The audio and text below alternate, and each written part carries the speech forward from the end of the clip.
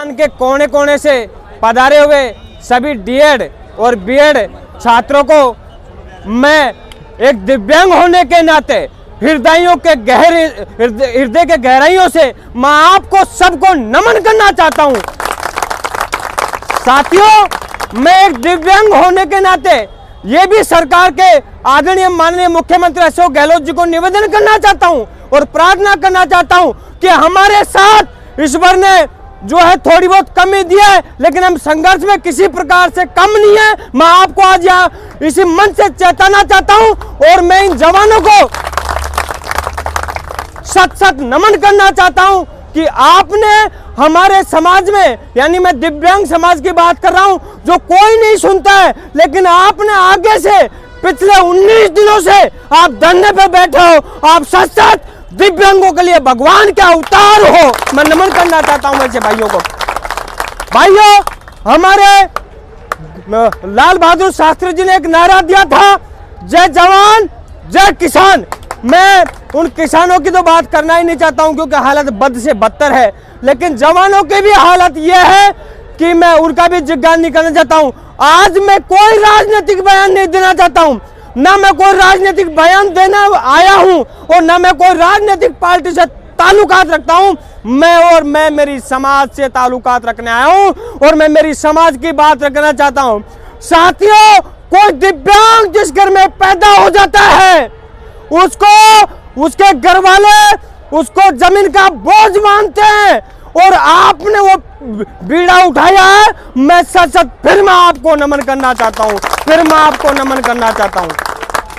साथियों, आपको हार नहीं माननी है। अभी तो 19 दिन हुए, यहाँ पर मेरी आवाज कोई सरकार का नुमाइंदा भी सुन रहा होगा, कोई पुलिस वाले भी सुन रहा होगा। मैं पुलिस वालों के थानेदार से कहना चाहता हूँ, कलेक्टर के तहसीलदार भी आया होगा, मुझे तो दिखाई नहीं देता है, लेकिन मुख्यमंत्री जी का कोई यहाँ से आया होगा। ये तो इन जवानों की मांग पूरी कर दो, वरना मैं अशोक गहलोत की मांग पूरी कर दूंगा, ये ध्यान रखना। और मांग कैसे करेंगे, मांग पूरी कैसे करेंगे? अभी मैं जाऊंगा यहाँ से राजस्थान के कोने कोने, मैं समस्त दिव्यांगों को जगाऊंगा और एक दिन ऐसी रैली करेंगे, ऐसी रैली महारैली करेंगे जयपुर में, जो सरकार के चाके चूड़े हिल जाएंगे। और सरकार को मैं फिर हाथ जोड़ के प्रार्थना करना चाहता हूं कि अशोक गहलोत जी, अब आप बहुत दिन सो लिए, हमारे इन जवानों की मांग पूरी कर दो, वरना मैं आपकी मांग पूरी कर दूंगा। और मांग पूरी कैसे करूंगा कि राजस्थान के 33 जिलों में जाऊंगा, कोने कोने में जाऊंगा, समस्त नेत्रहीन, समस्त दिव्यांग भाई और बहनों को इकट्ठा करूंगा और सेम हाउस का घेराव करूंगा। मैं आपके सामने वचन देकर जाना चाहता हूं। साथियों, मैं दिव्यांग भाइयों की भी थोड़ी मांग रखना चाहता हूं। अब आप सुनोगे तो शर्म तो आपको भी आएगी, मेरे को भी आएगी। 750 रुपए पेंशन देते हैं, 750 रुपए। और मैं अशोक गहलोत जी से कहना चाहता हूं कि पहले 500 मिलती थी, पहले 500 मिलती थी, इससे पहले वसुंधरा जी आई, वसुंधरा जी ने 250 बढ़ा दिए। तो अशोक गहलोत जी सुन लो, आप वसुंधरा जी से कमजोर नहीं है, कुछ तो आप भी बढ़ाओ, कुछ तो आप भी बढ़ाओ। फिर मैं कहना चाहता हूं कि वसुंधरा जी 250 बढ़ा सकती है तो आप 2000 बढ़ाओ। इसलिए दिव्यांग की पेंशन 750 की जगह 2000 रुपए होनी चाहिए। क्या सहमत हो इस बात पे? और मेरी एक मांग है, मैंने आपका मांग पत्र पढ़ा है, उस मांग पत्र बनाने वाले को भी झुक झुक करके सलाम करता हूं। और मेरी मांग है, चाहे वो गांव में हो, चाहे डाणी में हो, चाहे तहसील में हो, चाहे जिले में हो, चाहे कोई से भी कोने में हो, राजस्थान की जितनी भी गवर्नमेंट स्कूल हो, चाहे वो पहली से 5वीं तक हो, चाहे पहली से 8 तक हो, चाहे वो 12वीं तक हो, जितने भी स्कूल है, समस्त स्कूलों में एक स्पेशल डीएड और बीएड वाला शिक्षक नियुक्त होना चाहिए। ये मेरी सरकार से मांग है। अब मेरे को लग रहा है आप 19 दिनों से बैठे हैं, घी 2 अंगुली से निकला जाता है जवानों, आप डरने की जरूरत नहीं है 2 अंगुलियों से। अभी तक हम सीधी अंगुली से घी निकाल रहे थे 19 दिन से, लेकिन अब लग रहा है 19 दिन से सीधी अंगुली से घी नहीं निकलने वाला है। अब कमर कस लो, इसके लिए हम सबको एक होना चाहिएगा। और जहां भी मेरे गांव में जो बैठे हैं स्पेशल डीएड और बीएड वालों, सभी दिव्यांग भाइयों से कि आपको लड़ना पड़ेगा, संघर्ष करना पड़ेगा, महाभारत करना पड़ेगा, झंझट करना पड़ेगा और झंझट करने के लिए आपको कमर कस के तैयार रहना पड़ेगा। ये इतनी सी मैं प्रार्थना करने के लिए आप सबके बीच में आया हूँ।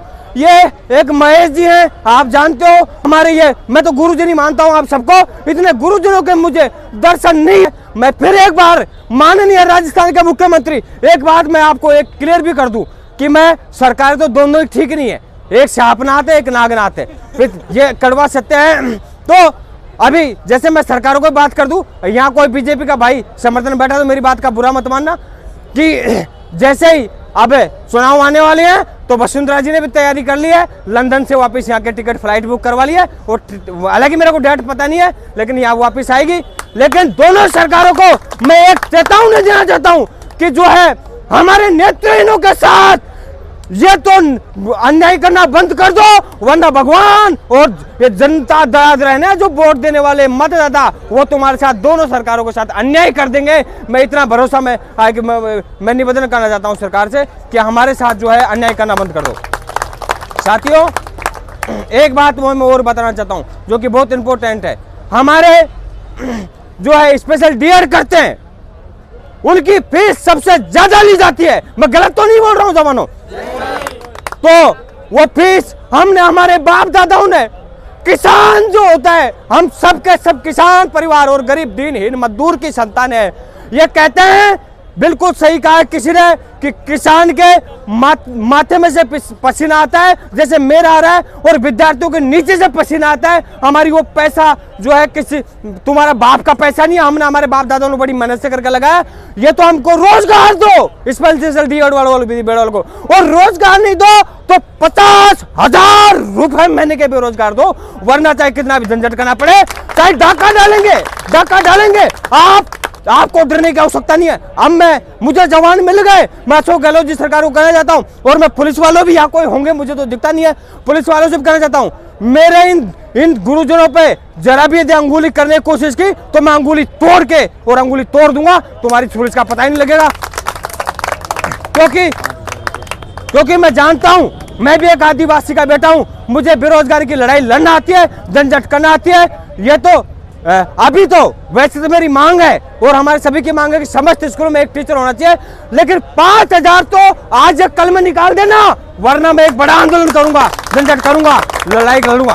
साथियों, हमारी बहनें भी यहाँ पर आई हुई है, उन बहनों को मैं कोटि कोटि प्रणाम करता हूँ। लेकिन भाइयों, मैं आपको भी आगाह करना चाहता हूँ, आपसे भी निवेदन करना चाहता हूँ, आपसे भी प्रार्थना करना चाहता हूँ कि ये बहरी सरकार नहीं सुनेगी तब तक कोई बड़ा हंगामा नहीं करोगे। और मैं तो कह रहा हूँ, मैं राजस्थान के समस्त दिव्यांगों को ले आऊंगा, आप तो कमर कस लो, आगे मैं चलूंगा। अरे भाई, जेल जाऊंगा तो मैं जाऊंगा।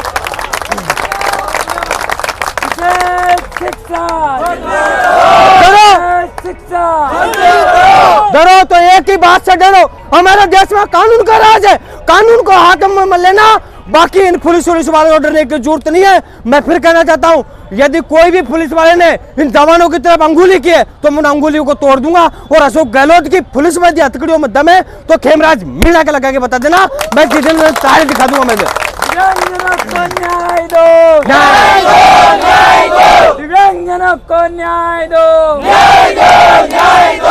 एक बात और बोलना चाहता हूँ जवानों, मैं फिर आप सभी से हाथ जोड़कर निवेदन करना चाहता हूँ, आपके जो साथी गाँव में बैठे हैं उनसे भी मैं निवेदन करना चाहता हूँ कि आ जाओ जवानों, ये सरकार नहीं सुनने वाली है। जब तक कुछ ऊंचा नहीं कर दोगे, कुछ बड़ा नहीं कर दोगे, कुछ रोड जाम नहीं कर दोगे, कुछ बैरिकेडिंग नहीं तोड़ दोगे, कुछ सीएम उसका घेराव नहीं कर लोगे, तब तक ये सरकार नहीं सुनेगी।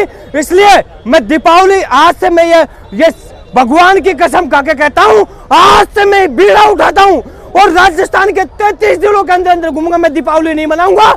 आपको भी सौगंध है, आपको भी सौगंध है, क्योंकि आप दीपावली के दिए यही जलाओगे, और मैं राजस्थान के कोने कोने में घूमूंगा, समस्त दिव्यांगजनों के भाई और बहनों को जगाऊंगा, और एक दिन ऐसी रैली करेंगे कि खुद सरकार के मुख्यमंत्री अशोक गहलोत को भी आना पड़ेगा हमारे पास कि हाँ बोलो क्या मांग है। मैं कहूंगा 5,000, वो कहेंगे बाबूजी 10,000 लो, ये मेरी गारंटी है, आप तो कमर कस लो। अभी मैं आने की बहुत दिनों से कोशिश कर रहा था, बीमार था, अस्पताल में था, मैं मेरी हालत अभी भी ठीक नहीं है, लेकिन कोई हमारे लिए इतना कर सकता है तो मैं यदि आपका पसीना बहेगा तो राजस्थान के दिव्यांग का एक एक भाइयों के लिए, एक एक भाई, एक एक बहन आपके लिए खून का एक एक कतला देने के लिए तैयार है। आप तो कमर कस लो मेरे भाइयों, आप तो कमर कस लो, आपको डरने की जरूरत नहीं है, आप चिंता मत करो। अरे मैंने बचपन में बहुत आंदोलन किए, मैं अजमेर में पढ़ा था, अजमेर में मैंने दूसरी क्लास में रोड जाम कर दिया, पुलिस ने लठ पड़ा दिया। मैं सच बता रहा हूं, मेरे शरीर में एक ही ऐसी जगह नहीं बची हो जब पुलिस वालों का लठ नहीं पड़ा हो, एक ही जगह ऐसी नहीं बची है। और मेरे भाइयों एक बात और मैं बोलना चाहता हूं, लेकिन जिसका पुलिस का लठ पड़ता है वो संत की छड़ी होती है जमानो, संत की छड़ी। जिसका पुलिस का लठ पड़ता है उसका प्रमोशन होता है। निश्चित बात है, आप पुलिस का लठ खा लो, 5000 वैकेंसी अभी निकल जाएगी, आपको डरने की जरूरत नहीं है। जब तक पुलिस की लठ नहीं खाओगे